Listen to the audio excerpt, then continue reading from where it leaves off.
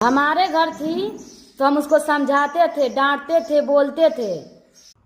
शबनम जब रजनी के घर पे थी तो बोल रही है कि उसको हम समझाते थे, बुझाते थे कि ये गलत है, ऐसे मत करो, ऐसे मत करो।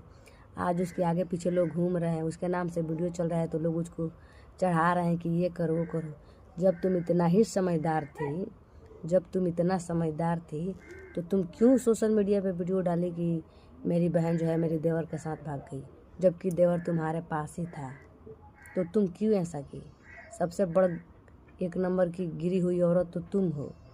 शायद अब कभी भी तुम्हारे ऊपर कोई विश्वास नहीं करेगा, क्योंकि तुम अपने खून के साथ, सगी बहन अपनी खून के साथ जो तुमने किया है ना, जो अपनी बहन की नहीं हुई, जिस बहन के आगे पीछे कोई नहीं है, वो किसी और का क्या सपोर्ट करेगी, किसी और का क्या होगा।